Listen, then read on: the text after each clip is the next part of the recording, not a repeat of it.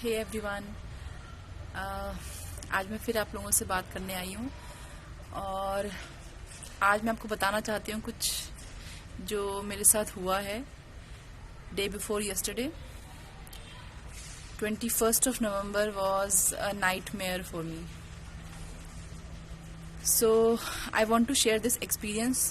ये वीडियो बनाने का मतलब सिर्फ इतना है कि मैं चाहती हूँ कि जो चीज़ मुझे नहीं पता थी, हो सकता है मैं बेवकूफ़ हूँ, हो सकता है कि कुछ लोग कहेंगे कि आपको इतनी सी चीज़ पता नहीं थी, आपने कैसे किया, लेकिन हो सकता है कुछ लोग अभी भी हैं जिनको नहीं पता हो मेरी तरह और उनसे ये भूल ना हो जाए, गलती ना हो जाए, इसलिए मैं ये वीडियो बना रही हूँ। सो मैं पेटीएम यूज़ करती हूँ।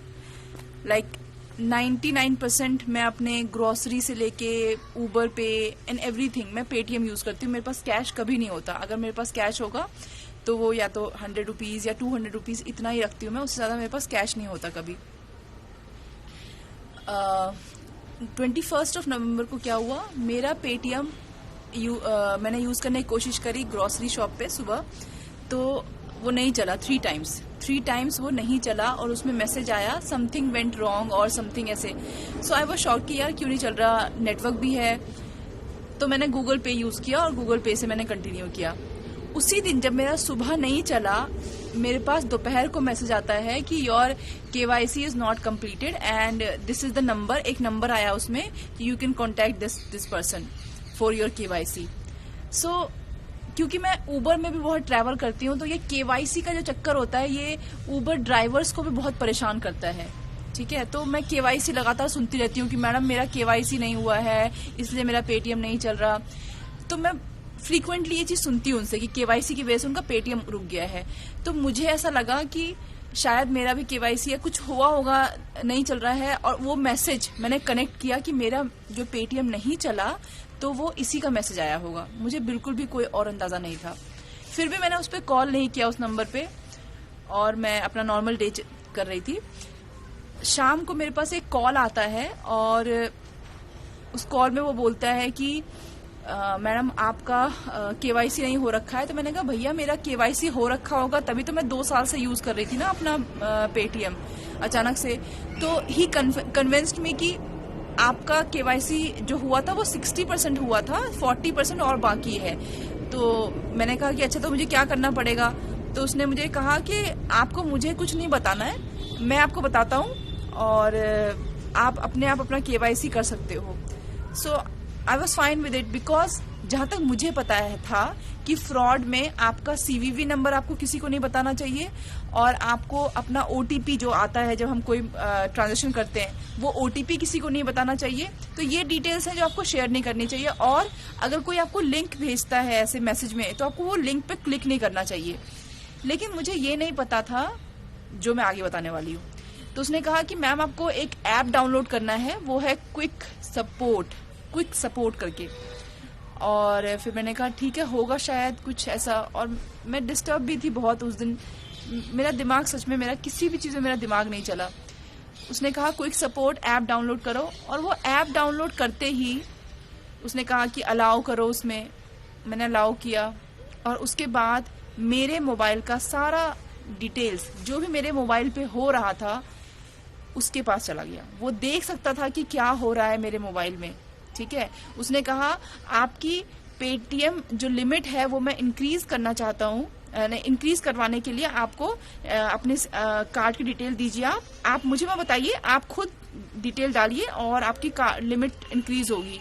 तो मैंने कहा भी उसे कि मुझे लिमिट नहीं चाहिए मुझे भैया, क्योंकि मैं अपना पेमेंट नहीं लेती। बोलते मैडम कुछ तो लिमिट रखोगे ना आप।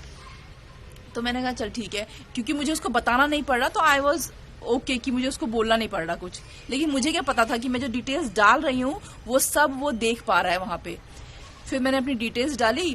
पहली ट्रांजैक्शन हुई 1 रुपये की, तो भी मुझे शक नहीं हुआ बिकॉज ऑथेंटिकेशन के लिए गूगल पे और ये सब 1 रुपीज़ की ट्रांजैक्शन करते हैं और जो कि आपको तुरंत वापस आ जाता है आपके अकाउंट में। लेकिन जब दूसरी ट्रांजैक्शन हुई 1499 रुपीज़ की, तो आई वॉज शॉक्ड। मैंने उसको बोला भैया ये मेरे पैसे कहाँ कट गए, ये क्या हो रहा है यहाँ पे। तो उसने बोला कि मैडम आपकी लिमिट बढ़ रही है, ये पैसे आपके दोबारा अकाउंट में रिफ्लेक्ट करेंगे। तो मैं अब मेरे पास, क्योंकि मुझे पता नहीं है कि उस ऐप से हो रहा है, मैं सिर्फ कंटिन्यू उससे बात कर रही हूँ और मेरा फिर तीसरी ट्रांजेक्शन हुई 9,999 रुपीज की, तब मेरा दिमाग सनक गया था और तब तक मैं समझ गई थी कि मैं फंस चुकी हूँ मैं किसी चीज में। ठीक है, तो HDFC वालों का, क्योंकि मेरा बैंक HDFC में, HDFC वालों का एक कॉल आता है अगर आप कोई बड़ी ट्रांजेक्शन कर रहा था, वो आपको कॉल करते हैं कंफर्म करने के लिए। तो जैसे उनका कॉल आया, मैंने उनको बोला कि ये ट्रांजेक्शन मैं नहीं कर रही हूँ, प्लीज स्टॉप दिस पेमेंट। ठीक है, और मेरे अकाउंट में और कोई पेमेंट नहीं होनी चाहिए बिकॉज मैं नहीं कर रही हूँ।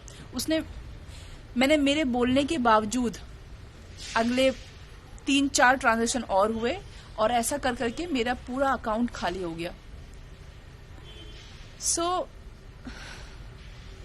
मैं आपको बता नहीं सकती कि अपनी मेहनत की कमाई, ठीक है, जो मैं दिन रात लगाकर कमाती हूँ, वो मेरे सामने मेरे पैसों के कटने के मैसेजेस आ रहे थे और मैं कुछ नहीं कर पा रही थी। आई वॉज जस्ट शाउटिंग, और मैं घर में अकेली थी। And I am very thankful to my neighbour who was with me, because मेरे लिए वो बहुत बड़ा सदमा था, बहुत बड़ा झटका था, मैं जो नहीं हैंडल कर पा रही थी। एंड सच बताऊं तो मैं मरते मरते बची हूँ उस चीज से। जो पैसे गए, शायद मैं भी चली जाती उस दिन। फिर एन मौके पे मेरे हस्बैंड आ गए, तब तक मेरे हस्बैंड आ चुके थे। उस बंदे ने मेरा दूसरा डेबिट कार्ड भी वो उसकी एंट्री करवा करके उसमें से पैसे कटने शुरू ही हो गए थे कि मेरे हस्बैंड आ गए और उन्होंने तुरंत वो ऐप डिलीट किया। तब मेरे पैसे कटने बंद हुए। लेकिन मेरा जो पहला अकाउंट था वो पूरा खाली हो चुका था, ऑल मनी गॉन। ठीक है, एंड स्टिल वो फोन पे था कि मैं आपके पैसे जा रहे हैं, आपके पैसे वापस कर दूंगा, अभी करता हूं मैं, आपको कार्ड टू कार्ड वापस करता हूं मैं। एंड मुझे ये उम्मीद थी कि हाँ शायद वापस कर देगा, शायद मैं ज्यादा सोच रही हूँ, शायद। और तब तक मैं अपने सेंसेस में भी नहीं थी उसके बाद तो, कि क्या हुआ क्या नहीं हुआ। फिर साइबर पुलिस के पास गए हमने रिपोर्ट लिखवाई, हमने पेटीएम में कंप्लेन करी, सब किया मैंने। साइबर पुलिस वालों ने तो जो सुनाया मुझे सुनाया। ठीक है, कैन यू बिलीव कि मुझे अगले दिन उस बंदे का दोबारा फोन आता है, उस फ्रॉड का। ठीक है, मैंने वो फोन नहीं उठाया, that time I was in bank. ठीक है, I was doing all the formalities to freeze my account and everything. So मेरे हस्बैंड ने फोन उठाया वो, और ही वॉज कैजुअली टॉकिंग कि आपके पैसे ना आ जाएंगे आज शाम तक, आपकी वाइफ कैसी है, कल वो बहुत परेशान हो गई थी। ठीक है, या तो वो ये देख रहा था कि अगर मैं फोन उठा लेती तो वो कोशिश करता मेरे दूसरे अकाउंट से पैसे लेने की, या तो पता नहीं किस लिए उसने फोन किया। जब मैंने साइबर पुलिस को ये इन्फॉर्मेशन दी कि मेरे पास वो दोबारा फोन आ रहा है उस बंदे का, तो उन्होंने कहा कि ब्लॉक दैट नंबर। मुझे एक बात समझ में नहीं आई कि why to block, why can't we trace that number, it's a scam. ठीक है, मेरा 2 क्वेश्चन है कि पेटीएम की सिक्योरिटी कहाँ है। ठीक है, जब पेटीएम हम इतना उस पे डिपेंडेंट हो गए हैं, लेकिन पेटीएम की सिक्योरिटी कहाँ है। पहली बात, मेरा पेटीएम ना चलना ये इंडिकेट करता है कि इसका मतलब मेरा पेटीएम शायद पहले ही हैक हो चुका था, क्योंकि उसका ना चलना और फिर केवाईसी का मैसेज आना। अगर मेरा पेटीएम चल रहा होता और तब मुझे मैसेज आता तो शायद मेरे अंदर क्लिक करता कि मेरा पेटीएम तो चल रहा है, तो मैं उसको एंटरटेन ही नहीं करती। लेकिन मेरा पेटीएम ना चला और उसके बाद मैसेज आया, मैंने दोनों चीजों को कनेक्ट किया, इसका मतलब पहले से ही सब कुछ हो चुका था। दूसरा, जब मैंने HDFC वालों को बोला कि मैं ये पेमेंट नहीं कर रही हूँ, प्लीज स्टॉप कराएं इसको, तो भी वो रुका नहीं, तो भी होता गया। क्यों? क्या हमारे पास कोई टेक्नोलॉजी नहीं है कि हम, मतलब क्या है, कुछ तो लूप होल है ना। तीसरा ये, जब मैंने उस साइबर पुलिस को बोला कि मेरे पास वो फोन आ रहा है, तो उन्होंने कहा, मैंने कहा हम वो ट्रेस नहीं कर सकते sir, why should I block that number. तो उन्होंने बोला, मैडम आप ना क्राइम पेट्रोल बहुत देखते हो, आपको लगता है कि नंबर से ट्रेस किया जा सकता है क्या? आप मेरे पास आना, मैं आपकी आधे घंटे की क्लास लूंगा और आपको बताऊंगा। मेरा क्वेश्चन आप लोगों से है और सबसे है, मेरे साथ जो होना था हो गया। इस वीडियो का एक मतलब है कि आप सब अवेयर रहें ये जो हो रहा है। दूसरा, मेरा क्वेश्चन ये है गवर्नमेंट से कि हमने हर चीज को डिजिटल करने की कोशिश करी है कि आप इससे यूज करें, ये यूज करें, पर सिक्योरिटी कहाँ है? और जब किसी के साथ ऐसा होता है तो पुलिस कैसे, ये क्या आंसर था कि आप क्राइम पेट्रोल बहुत देखते हो? ये एक कॉमन नॉलेज है आई थिंक सबकी कि हाँ, मोबाइल नंबर से किसी को ट्रेस किया जा सकता है। जब मोबाइल से इतनी सारी चीजें हो रही हैं तो ट्रेस क्यों नहीं हो सकता? ये जवाब था उसका। बिकॉज शायद उसके लिए मेरे पैसे उतने मायने नहीं रखते, क्योंकि मैं शायद पॉलिटिशियन नहीं हूं, शायद मैं एक आम आदमी हूं। ठीक है। तीसरा, मुझे पता है HDFC भी कुछ नहीं करेगी, कोई कुछ नहीं करेगा। ठीक है। सो मैं अब अपनी तरफ से ये कर सकती हूँ कि मैं एटलीस्ट जितने लोगों से मिल रही हूँ, जितने लोगों को जानती हूँ और जितने भी मेरे आसपास हैं, मैं सबको बता रही हूँ ये बात कि ऐसा हुआ, सारी डिटेल दे रही हूँ, सो दैट मेरी तरह किसी और के साथ ऐसा ना हो। Please be aware. ठीक है। अगर आप पेटीएम यूज करते हैं, मैं तो बोलूंगी यूज करने की जरूरत ही नहीं है। ठीक है। Back to normal cash use करें। ठीक है। अपनी UPI पिन अपने मोबाइल में ऐसे सेव, किसी भी ऐसे ऐप को HDFC या किसी भी बैंक के ऐप को रखने की जरूरत नहीं है, because it is not safe. जब आपके साथ कुछ ऐसा हो जाएगा तो ये वही बैंक है जो आपका सपोर्ट नहीं करेंगे, कुछ नहीं करेंगे, ये कोई कुछ नहीं करेगा। ठीक है।